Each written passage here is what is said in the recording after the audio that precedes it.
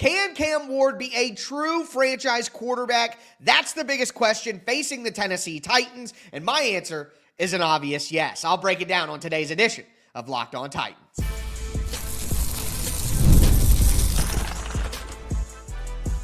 You are Locked On Titans, your daily Tennessee Titans podcast, part of the Locked On Podcast Network, your team every day. Welcome to the Locked On Titans podcast. I am your host, Tyler Rowland. Titans fans. On today's show, we're going to look at the biggest questions remaining for the Tennessee Titans as they head into summer break and go towards training camp. We're going to start with a conversation about Cam Ward and Brian Callahan. I'm going to talk about my doubts with the Tennessee Titans' new offensive line, and we'll talk about whether Sneed will ever play for the Tennessee Titans again. Before we dive into all of it, I do want to thank you for making Locked On Titans your first listen each and every day. Remember, Monday through Friday, Tennessee Titans content all year round, always for free. Make sure that you get subscribed, stay subscribed. It's your team every day. Speaking of every day, shout out to my everydayers out there. Tuning in Monday through Friday. Couldn't do it without you guys. If you aren't an everydayer, you need to be one. It may be summer break for the Tennessee Titans, but there's never a summer break here on Locked On Titans. I still go 5 days a week, Monday through Friday. Next week's going to be division rival week. On tomorrow's show, I'm going to go over what I do know right now for the Tennessee Titans at this point in the offseason. And then Friday's show, we're going to look at where the Titans go from here and what comes next and all the important dates that will lead us up to kickoff on week 1. But we got to start with the biggest question. The biggest question of them all facing the Tennessee Titans by far. And you could say that you have an answer. And I'm going to give what I think my answer is at this stage to all of these big questions. But the truth is we can't know. We don't know. There's no way to know just how great Cam Ward will be. Will Cam Ward be the franchise quarterback that we have been waiting on? A homegrown, true, top 5 elite franchise quarterback that we have all been waiting on forever. Will he be the one? That is the biggest question that the Tennessee Titans face. It's just like last year at this time, the biggest question for the Tennessee Titans was, is Will Levis the answer? Now, the answer to that question is no, he is not. And now we get to ask a brand new question with Cam Ward. But quite frankly, I'm much more optimistic that Cam Ward will be the answer than Will Levis. Now, you have to remain hopeful. I made this point on a recent episode that throughout most of my life, and even early on this podcast, my idea was, hey, if you expect bad things to happen, it won't be as bad when they do. But that's not true, you know? When bad things happen, even if you say you expected them to happen, it still isn't fun, you know? So why not just be optimistic? You know, why not just hope for good things to happen? Now, we can hope for good things to happen, and that's what I'm hoping for, but at the end of the day, we can't know. And that's why it will be the biggest question. And quite honestly, it's a question that can't necessarily be answered in one season. Look, Will Levis was a second-round pick, and it was about as ugly as it could be last year when it was bad. So that makes it much easier to move off, to not worry about it. But with a first-round pick, Cam Ward isn't going to be a one-and-done full-time starter. Cam Ward is going to get 2 or 3 years with this franchise at minimum, okay? So you can't necessarily answer this question in one season. But you could go pretty far to getting your answer. Think about a C.J. Stroud year 1, you know, and he's had some concerns and some issues to follow that up. And then you think about Bryce Young in year 1, and he was absolutely terrible, but then he kind of bounced back. So again, it's not something that you're going to get a firm answer to in year 1, but it is clearly the biggest question. And my answer is yes. You know, right now, if you're going to ask me, will Cam Ward be the one? Why would I say no? What's the point in that? Yes. Like, I think that he has more of the mental aptitude to be a franchise quarterback than maybe Will Levis, who seems to be more up and down emotionally. You get more high highs, you get more low lows. You get changes. You know what I mean? Just mental consistency. Cam Ward seems to have that in spades. Total opposite situation of, you know, getting big-time offers to big-time schools, transferring so that you could start after losing a battle, like everything just waiting for you, given to you. And then when you're Cam Ward and you're a 0-star recruit, and then, you got to go to Incarnate Word, and then you got to go to Washington State, and then you finally do earn an opportunity to be QB1 at Miami immediately, and then you dominate. It's just a different path that requires a different level, in my opinion. So, yeah, I am more optimistic. And if I'm honest, I tried to be as hopeful as I could with Will Levis, but if you go back to my thoughts about Will Levis coming into the draft, I didn't want him. I was a never Levis guy.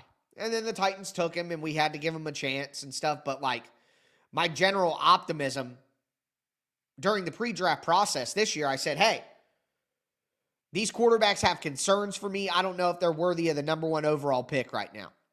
But if the Titans believe that and they think that one of these guys is a franchise quarterback, then you have to take them number 1 overall. You have to. And the Titans did think that. And with Cam Ward having just a different journey than Will Levis, and with the Tennessee Titans' confidence to take not a second round, but to take Cam Ward number 1 overall with Mike Borgonzi at the helm, that does give you a different level of optimism for Cam Ward and how great he can be. But make no mistake about it, we don't know. And that's the biggest question for the Tennessee Titans this season is how good is Cam Ward? How great can he be? Is he the one? Now, to me, the second biggest question outside of that, by far, and these two are far and away the biggest questions, is Brian Callahan the guy? Because look, I'm excited about Brian Callahan. I was last year. I remain excited. I defended Brian Callahan at points and times last season when I thought he was overly criticized for certain play calls and things like that. But I also, during the season, admitted, hey, team didn't come out prepared. Playing Will Levis against the Colts in Week 6, coming out of the bye, when he physically was not ready to play, probably cost the Titans a win. Now, that led them to Cam Ward, but in real time, that's a bad job by Brian Callahan. You lost the game for your team.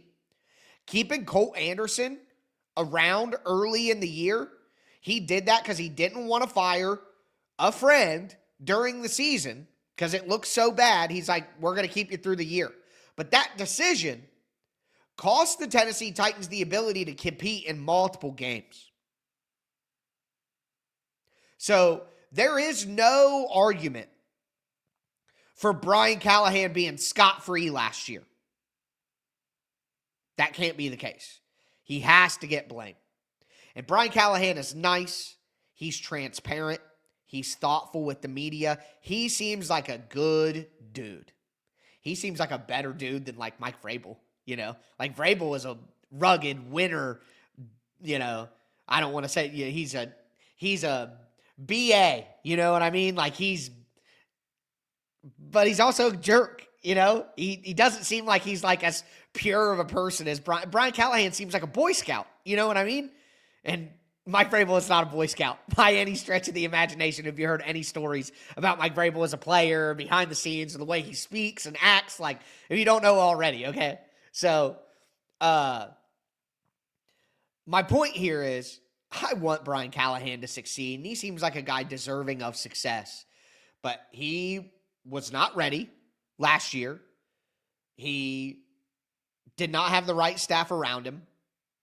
And he did not have the football team prepared to play football on multiple occasions. Those are inexcusable things. And if those things happen again, and Cam Ward struggles, and the Titans win 3 or 4 games again, Brian Callahan's going to be fired.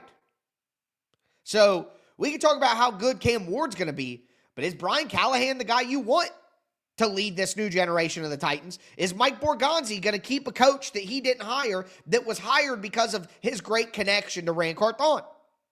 We could talk Cam Ward, but Brian Callahan, maybe not as much of a question, as important of a question, but a very, very big time question. Is Brian Callahan the guy? And my answer, to be honest with you guys, is I don't know.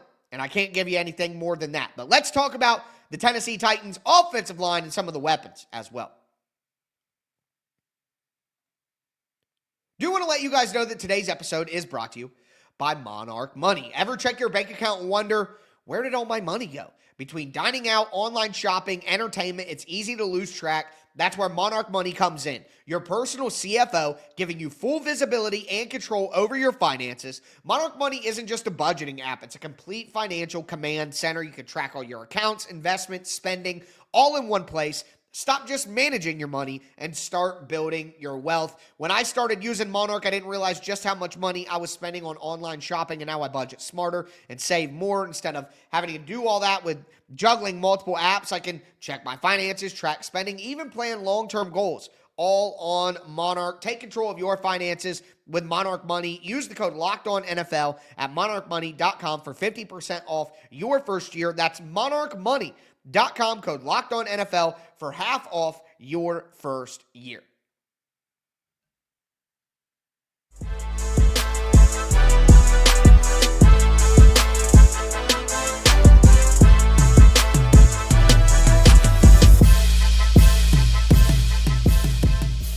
Titans fans, let's continue today's edition of the Locked On Titans podcast, looking at the biggest questions facing the Tennessee Titans this season. We talked about Cam Ward. We talked about Brian Callahan. Now I want to dive into some of the other questions that the Tennessee Titans face. They may not be as critical and as a big-time question as, will Cam Ward be the one? Is Brian Callahan the right coach for the Titans and Cam Ward? Those are the biggest, most important questions that the Tennessee Titans have, period.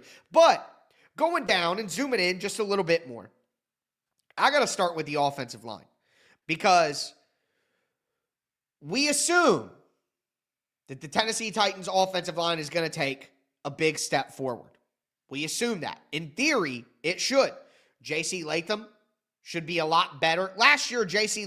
Latham was an average starting left tackle. I would say he was average to maybe a little below average at times.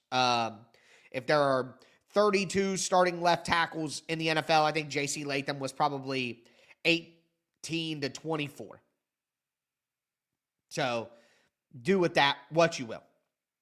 So we assume that moving to right tackle, dropping the weight, being in better shape, we assume that all of that is going to turn J.C. Latham into a much better player. And he's going from year one to year two. It's expected that you'll get better. So there's a lot of factors here that have us very, very excited. And remember, Nick Cole said he's been our best offensive lineman in the program, So there are reasons to get very, very excited about J.C. Latham. But what if he moves to right tackle and he's just average again? The Titans' offensive line could be better if J.C. Latham is an average right tackle, which the Titans had far below average right tackle play last year, right? So average right tackle play would be an improvement. And then if you get Dan Moore on the other side to give you average left tackle play, in theory, the offensive line is better, right? Just from that, not having average here and devastating here, average and average, that's better. But is that enough? Is that enough? With these weapons and a rookie quarterback and Brian Callahan, is an average offensive line enough? My answer to that is no. An average offensive line is not good enough for 2 first-round picks, the contract to Dan Moore, the contract to Lloyd Cushenberry, the contract to Kevin Zeitler.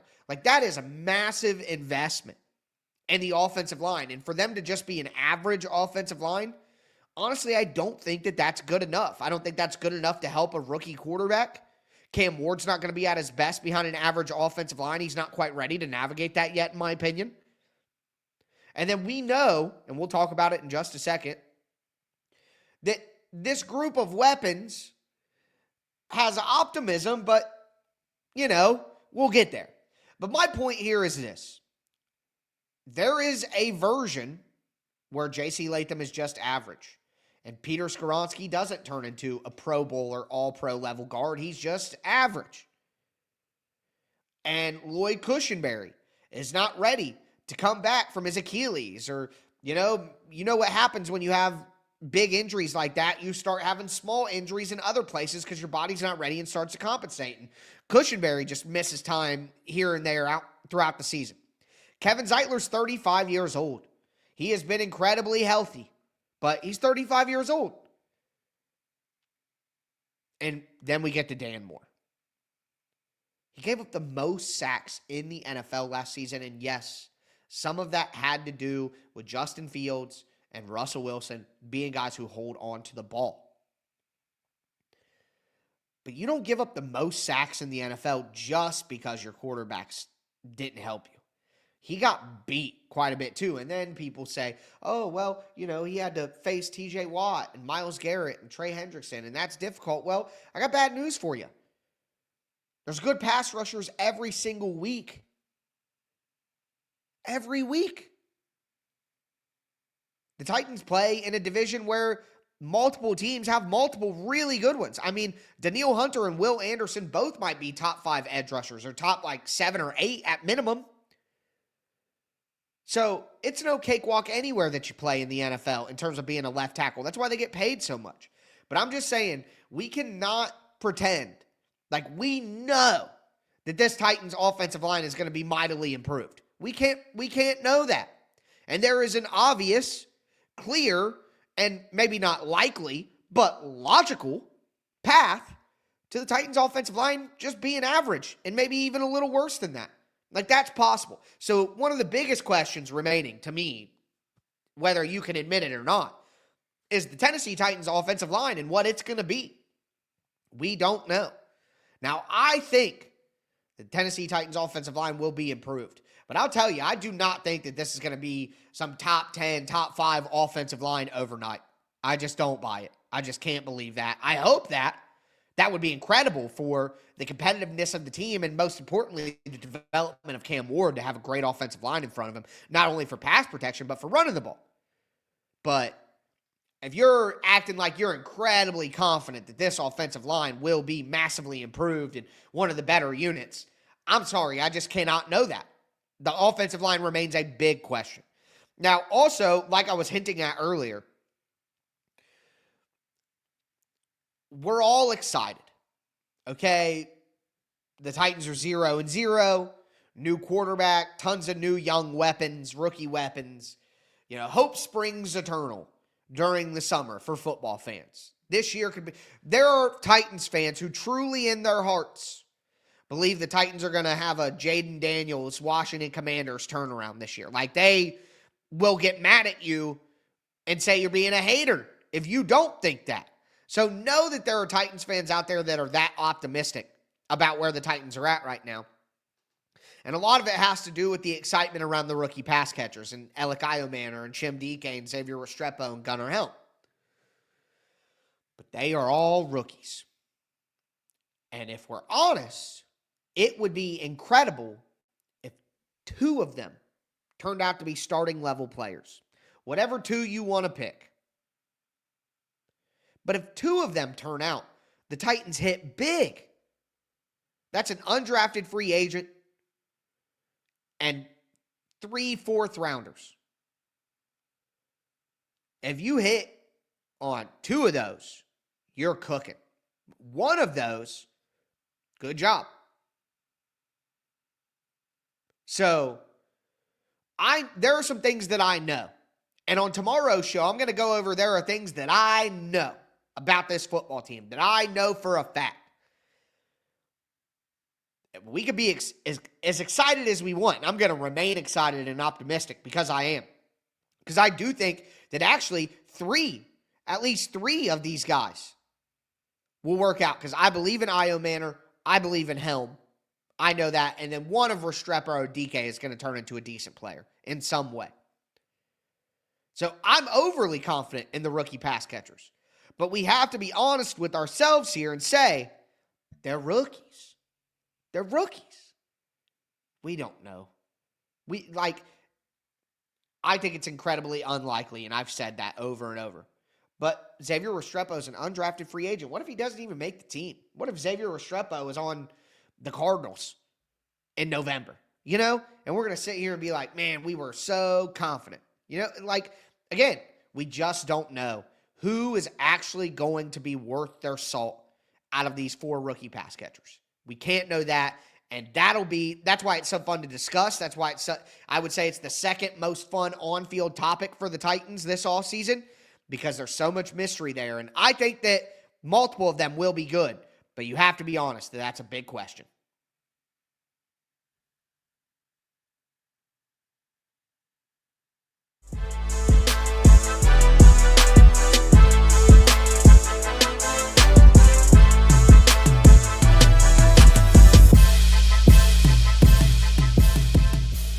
Titans fans, let's cap off today's edition of the Locked On Titans podcast, looking at the biggest questions remaining for the Tennessee Titans as we head into the summer break. Now, I'm going to go over some of the questions on the defensive side of the ball that we have to talk about. We've talked about Cam Ward, Brian Callahan, the offensive line, the rookies.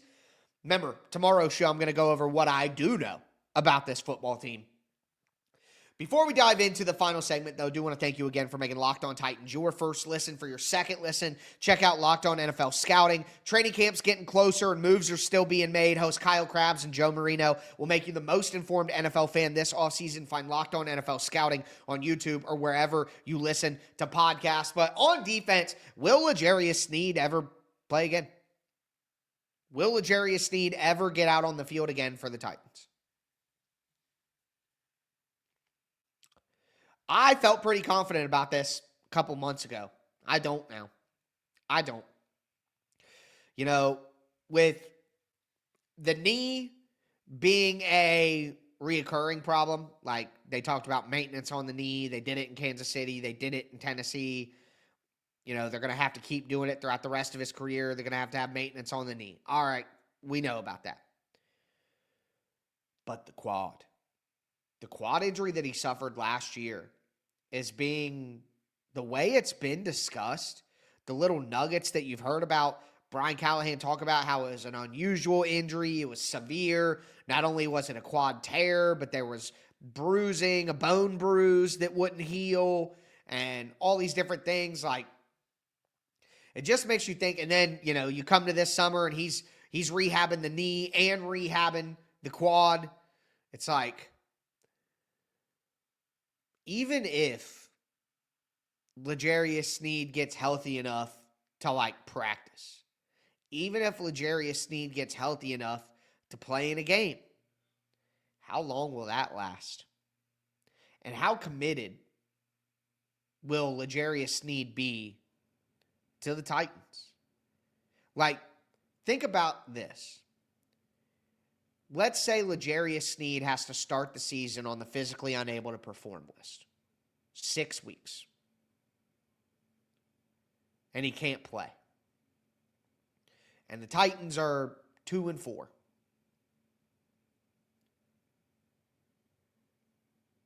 And it feels obvious, oh, the Titans are just going to cut L'Jarius Sneed after the season. It's over. You know, it's not going to work. Blah, blah, blah. Why would L'Jarius Sneed come back? Why would he do that?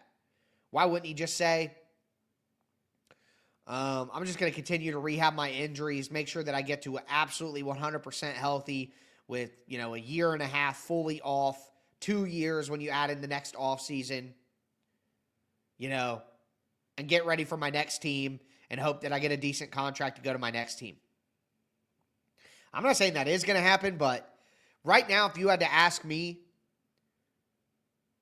would L'Jarius Sneed ever play again for the Titans? I would lean towards no. I would lean towards no. Excuse me. Woo, battling, folks. This is my MJ flu game with my sinus infection. But regardless of Sneed and whether he plays or not, his uncertainty brings bigger questions about the cornerback room. Jarvis Brownlee Jr., good player, but, you know, he wasn't always great last year. He had some bad moments, and honestly, I don't think that he's been incredibly impressive in this training camp or in this mini camp that just happened. I don't think he was terrible, but just based on everything you see and you read and you hear and you know, didn't seem like he was a standout. Let's just say that. Roger McCreary's on the last year of his contract, and we have proof now. Roger McCreary is a slot-only player, okay? Can't play him outside. He gets dominated. Short arms, short in general. Like, it's just not a good use of Roger McCreary. And Jarvis Brownlee Jr. may ultimately be a slot player. That's what he said he wanted to play when he came out of college. He just has to play outside because Cheeto was hurt, Sneed was hurt, and McCreary is so much better in the slot than he is outside. So, what if Jarvis Brownlee Jr. is just okay? Doesn't turn into a superstar like we were all hoping. Roger McCreary is a slot-only guy, and who's going to play the other spot? Darrell Baker, he played pretty solid last year, but let's not forget he was a cast-off of the Colts, and they had a terrible secondary. And then Gabe Jeudy-Lawley, hopefully he breaks out this year and becomes a rosterable player, but let's not get ahead of ourselves. What are we really counting on here? What are we banking on here? And then we have the two rookies, Jamari Harris, who's pretty good, who's had a pretty good mini camp. Marcus Harris, who has great speed. Titans taking the 6th round. But those are two rookies who are truly undrafted free agent level talents. So, Roger McCreary, Jarvis Brownlee Jr., Darrell Baker, Gabe Jeudy-Lawley, Marcus Harris, Jamari Harris, that is one of the worst cornerback rooms in the NFL, if that's what it looks like for the majority of the season. That's not good. That's trouble. Especially if Jarvis Brownlee Jr. doesn't become like a high-level starting corner. I'm not saying he's got to be elite, but there are two starting outside corners. So if he's not in the top 32 of them, that can be trouble. Think if Jarvis Brownlee Jr. was the 50th best outside corner and Roger McCreary was, the 8th best slot corner, and then you had Darrell Baker or Gabe Jeudy-Lawley or Jamari Harris or that would be bad. So the cornerback room, massive question. And I would just not be shocked if the Titans went out and added another veteran, like an Asante Samuel Jr. or a Kyle Fuller or Rasul Douglas, someone of that nature, Because it could get bad if Sneed is not there. Now, finally, we got to talk about the pass rush. And I want to sink my teeth into the pass rush more tomorrow when I talk about what I know and what I don't know. But Femi Oladejo and how good he's going to be, that really could change the dynamic of the pass rush and what it's capable of. Now, there's a ceiling to the pass rush, which I'll discuss tomorrow based on what they have and what they can add and what they could realistically do. But the biggest question, I think, for the pass rush is how good is Femi Oladejo going to be right away as a pass rusher? How good right away? Massive question that will ultimately determine what the ceiling or how close the Titans get to the ceiling for their pass rush. Femi is the key to that. So the final question, out of all the biggest questions for the Titans, will Cam Ward be the guy? Is Callie the man for the job? The O-line, how good the rookies will actually be as pass catchers. The cornerback room. And then how good is Femi Oladejo really going to be? Massive question for the Titans because he's your 2nd-round pick. And this is a rebuilding team, so the Titans can have patience. But when it comes to the 2025 Tennessee Titans and their biggest questions, how much can Femi Oladejo give you right away is as high up there as any of the secondary ones we talked about throughout the show. But with that being said, again, tomorrow I'm going to tell you what I do know. Friday, we're going to talk about the Titans' schedule going forward, division rival week next week. Summer content never slows down. But that's going to do it for me today, folks. As always, I am your host, Tyler Rowland, and this was Locked On Titans.